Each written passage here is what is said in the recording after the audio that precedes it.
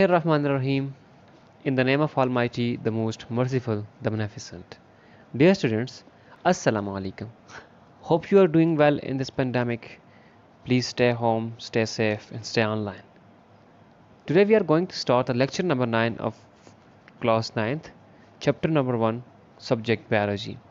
And this lecture is prepared by Usman Mehboob. Before starting our video, please like and subscribe our channel and press the bell icon to get new updates.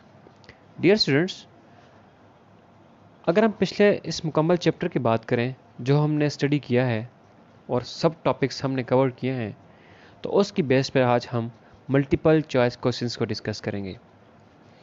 जो topics हमने study किए हैं, जो videos आपको already पहुंच चुकी हैं, जिस स्टूडेंट को नहीं पहुंची तो काइंडली वो अपने कॉलेज के साथ कंसर्न करके उन तमाम वीडियोस को एक दफ़ा देख लें।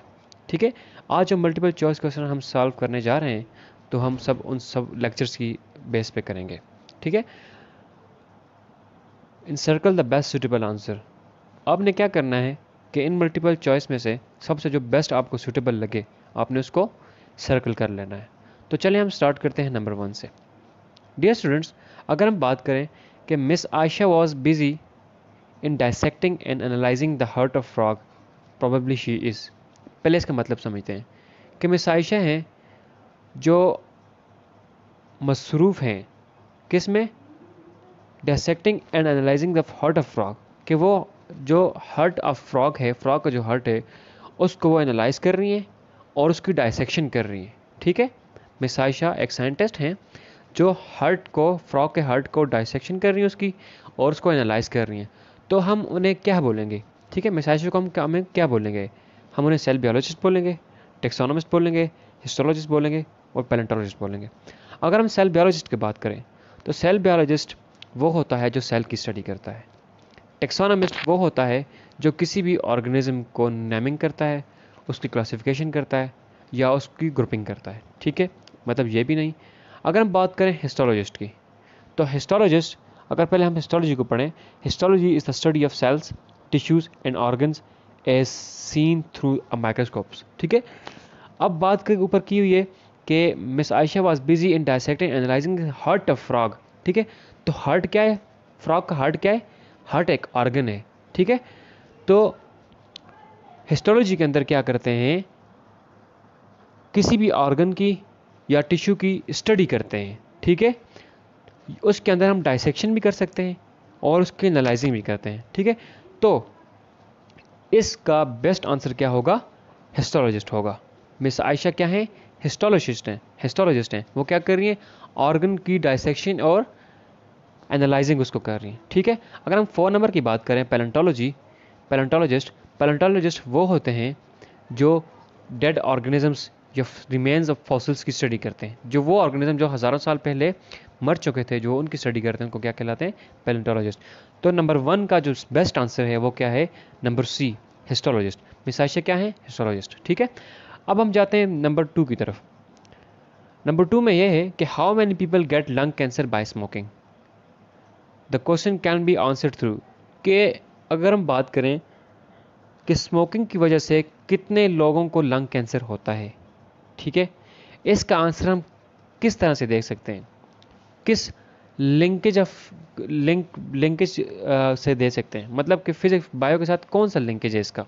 ठीक है, इसका आंसर अगर हम बात करें बायोफिजिक्स की, तो बायोफिजिक्स के अंदर रिलेशन होता है फिजिक्स का और बायो का, तो मतलब ये नहीं है। अगर हम बात करें बायो इकोनॉमिक्स की, इकोनॉमिक्स के अंदर क्या करते हैं कि किसी चीज़ के प्रॉफिट को या लॉस को देखते हैं। ठीक है, तो मतलब इसका भी आंसर ये भी नहीं है। अगर हम बायो जियोग्राफी की बात करें, बायो मीन लाइफ, जियो मीन अर्थ, ग्राफी मीन डिवीजन, तो यहाँ पे तो सारी अर्थ की बात की गई है। ठीक है, तो क्वेश्चन में क्या पूछा गया है कि कितने लोगों को लंग कैंसर हो सकता है स्मोकिंग की वजह से। यहाँ पे डेटा की बात है। ठीक है, कितने लोगों को, ये डेटा हमने किस तरह कलेक्ट करना है? तो बायोमेट्री इसका बेस्ट आंसर है। अब बायोमेट्री में क्या होता है कि बायोमेट्री में हम स्टडी करते हैं रिसर्च के हवाले से या डेटा कलेक्शन करते हैं। ये सारा किससे रिलेटेड? स्टैटिस्टिक्स है कि एक बंदा है, वो जिस तरह आप सब KPK में रहते हो, तो KPK के अंदर जितने भी लोग हैं, अगर हम इनका डेटा कलेक्ट करें, ठीक है, कितने लोग सिगरेट पीते हैं तो नहीं, कितने लोग नहीं पीते, ठीक है, अगर हम डेटा कलेक्ट करें तो ये डेटा कलेक्ट हम बायोमेट्री के थ्रू करेंगे, ठीक है ना, या बायो मैथमेटिक्स भी कह सकते हैं या बायो स्टैटिस्टिक्स भी कह सकते हैं, ठीक है। तो इसका जो बेस्ट आंसर है नंबर 2 का वो क्या है, ए, मतलब बायोमेट्री, ठीक है।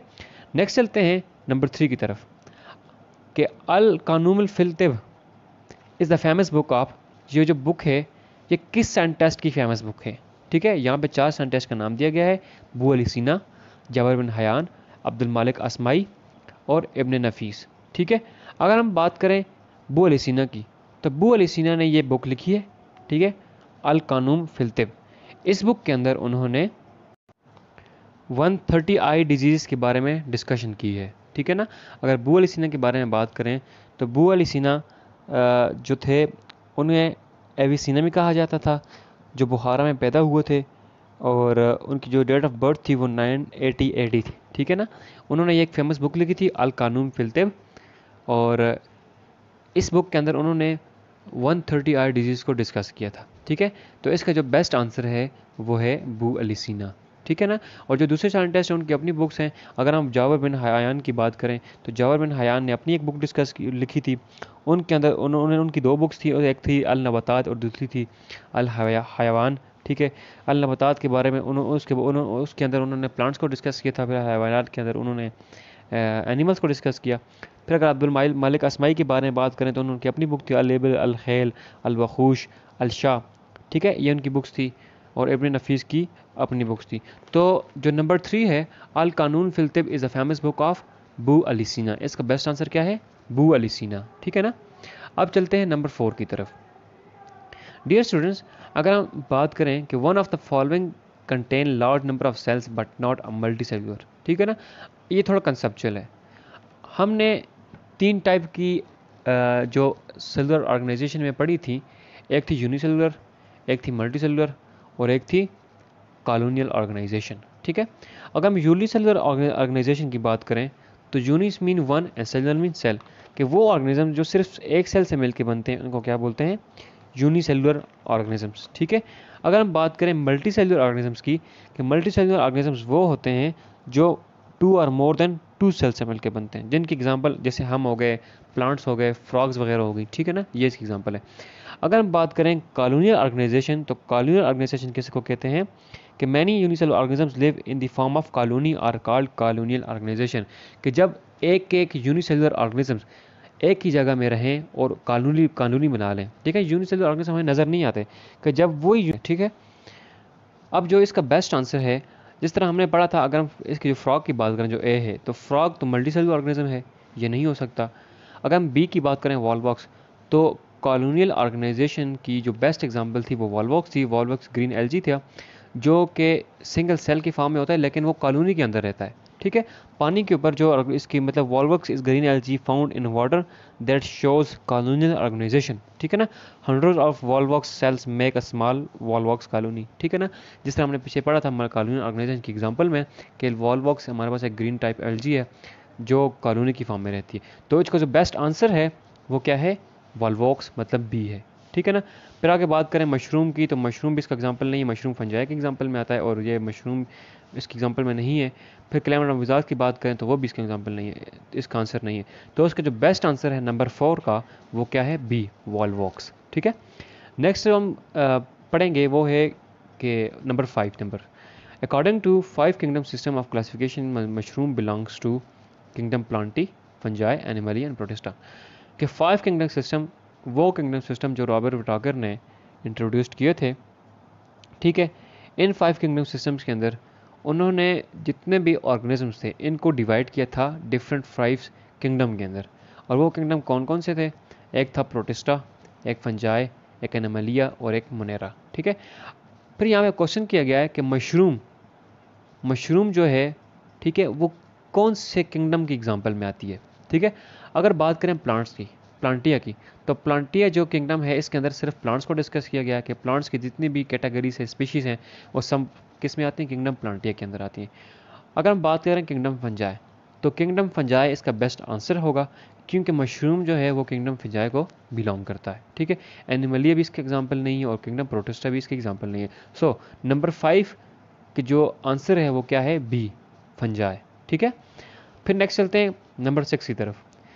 नंबर 6 में ये है कि the level of organisation which is represented by heart of frog is dash. ठीक है, कि जो अगर हम लेवल ऑफ ऑर्गेनाइजेशन को देखें कि लेवल ऑर्गेनाइजेशन के अंदर जो फ्रॉग का जो हार्ट है, ठीक है, जो फ्रॉग का दिल है, वो किस कैटेगरी में आता है, किस लेवल में आता है। तो अगर हम लेवल की बात करें कि सबसे पहले हमारे पास होता है ऑर्गेनेलिस। ऑर्गेनेलिस मिल के हमारे पास क्या बनाते हैं, सेल्स बनाते हैं, सेल बनता है।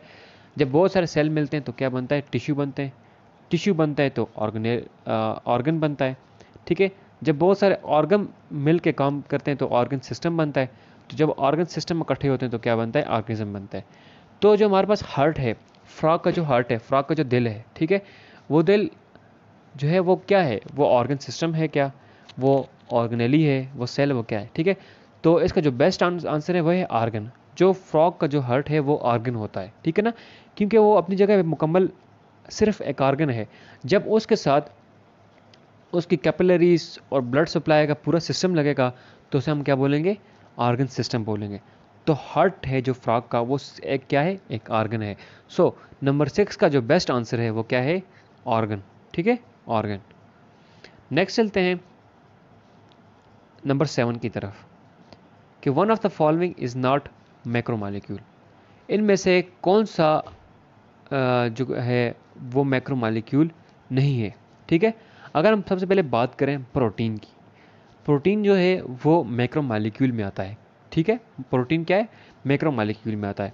इसी तरह फैटी एसिड की बात करें तो फैटी एसिड भी मैक्रोमॉलिक्यूल में आता है। सबसे पहले थोड़ा समझ लेंगे मैक्रो किसे कहते हैं। हमने 2 टाइप्स के मॉलिक्यूल पढ़े थे, एक था मैक्रो, एक था माइक्रो। मैक्रो मॉलिक्यूल्स वो मॉलिक्यूल, मैक्रो मीन बड़े, ठीक है ना, जो मॉलिक्यूल्स जिनका मॉलिक्यूलर वेट भी ज़्यादा हो, जो जिनका और जिनके अंदर लिंकेजेस भी ज़्यादा हों, ठीक है, जिनके अंदर ग्रुप की लिंकेजेस भी ज़्यादा हों। ठीक है, मैक्रो मॉलिक्यूल्स। ठीक है, प्रोटीन क्या है, मैक्रो मॉलिक्यूल है। फैटी एसिड क्या है, मैक्रो मॉलिक्यूल है। सक्रोज क्या है, मैक्रो मॉलिक्यूल है। तो इसके जो बेस्ट आंसर है वो ग्लूकोज। ग्लूकोज क्या है, ग्लूकोज माइक्रो मॉलिक्यूल है। ठीक है, सो नंबर 7 का जो बेस्ट आंसर है वो ग्लूकोज है। ग्लूकोज इसलिए है कि ग्लूकोज क्या है, माइक्रो मॉलिक्यूल। समझ आ गई आपको। ठीक है, नेक्स्ट चलते हैं नंबर 8 की तरफ। The number of plants in desert और scarce, this could be the statement of. इसमें यह पूछा गया है कि अगर नंबर ऑफ प्लांट्स की बात करें, ठीक है, पौधों की बात करें, प्लांट्स की बात करें, इनकी तादाद सहरा के अंदर कम होती है। ठीक है, इनकी तादाद सहरा के अंदर कम होती है और फॉरेस्ट के अंदर ज़्यादा होती है, ग्रीनलैंड के ऊपर ज़्यादा होती है। तो ये किस वजह से हम कह सकते हैं, इसको कौन सा डिवीजन इसको बता सकते हैं, कौन सी ब्रांच इसको बता सकती है, ये हम किस बेस पे कहेंगे।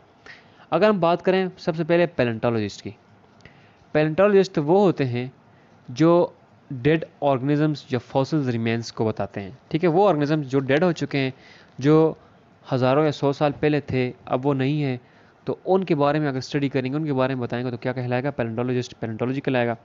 अगर हम सोशल बायोलॉजी की बात करें तो ये तो इन्वायरमेंट का और किसी भी ह्यूमन का या ऑर्गेनिज्म का आपस में ताल्लुक है, एक दूसरे के साथ रिलेशन, सोशल रिलेशन है, तो हम ये भी इससे नहीं है। अगर हम बात करें बायोजियोग्राफिक की, ठीक है, bio mean life, Jio mean earth and graphic mean division. तो जो नंबर ऑफ प्लांट्स देखें, डेजर्ट भी अर्थ का हिस्सा है, तो सहरा के अंदर नंबर ऑफ प्लांट्स कम हैं, दूसरी जगह पे ज़्यादा हैं। तो इसको किसने बताया, बायोजियोग्राफिस्ट ने बताया, जियोग्राफिकल जो बताते हैं, ठीक है, जियोग्राफिस्ट हम कह सकते हैं इसको।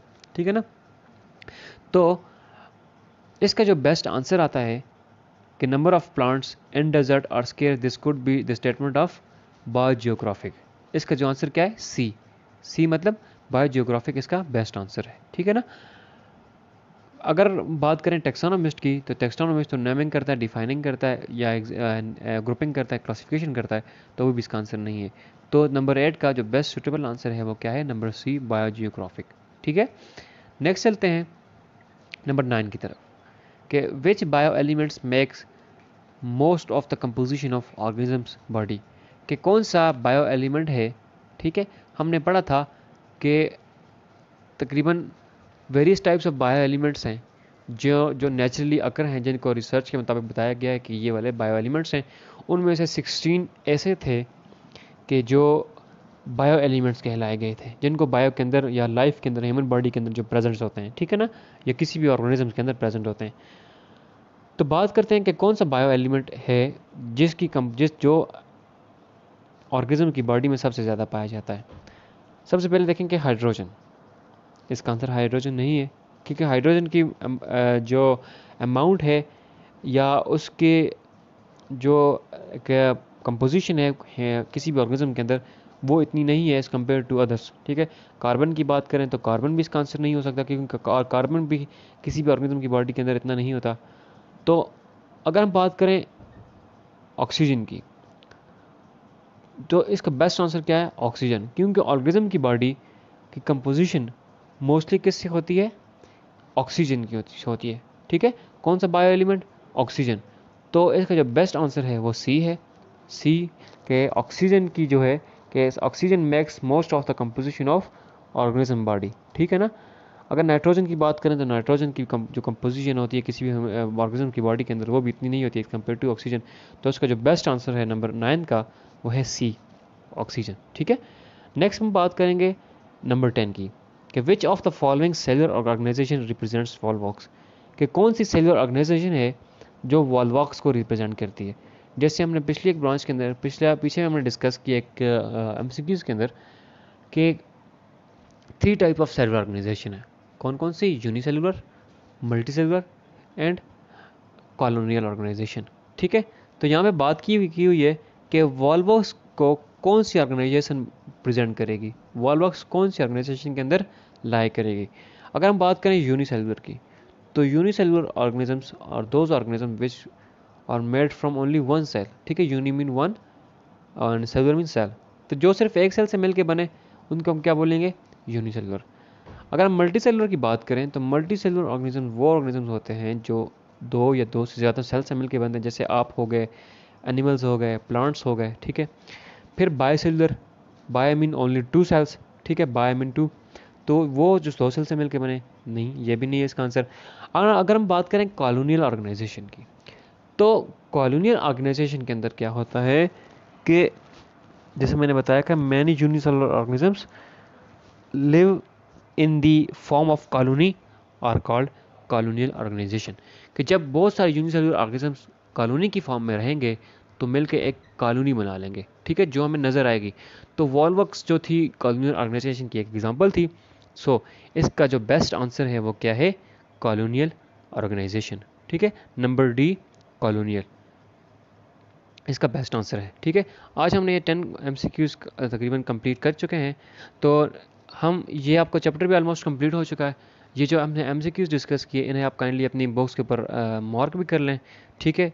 और इसको आपका जो कंसेप्ट है ऑलमोस्ट इससे क्लियर हो चुका होगा। तो आई होप आपको उसके बाद सब बात की समझ आ गई होगी। अगर आपको इसमें से किसी MCQ की या इसके अलावा आप किसी टॉपिक या लेक्चर की समझ ना आई हो तो काइंडली अपने कॉलेज के साथ कंसर्न करें। हमने तकरीबन सारे जो लेक्चर्स थे इस फर्स्ट चैप्टर के वो हम कंप्लीट कर चुके हैं, ठीक है। 9 लेक्चर थे, वो सारे आपको इंशाल्लाह आपके यूट्यूब पे मिल जाएंगे, तो आप उसकी प्रिपरेशन करें।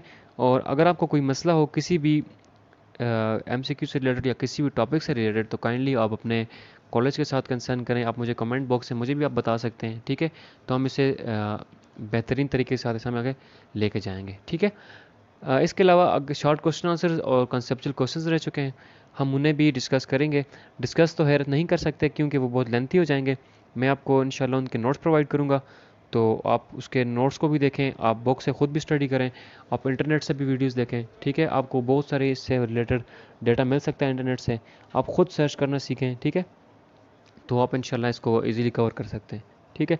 तो आप अपना ख्याल रखिएगा और अपने कॉलेज के साथ काइंडली कनेक्ट रहें।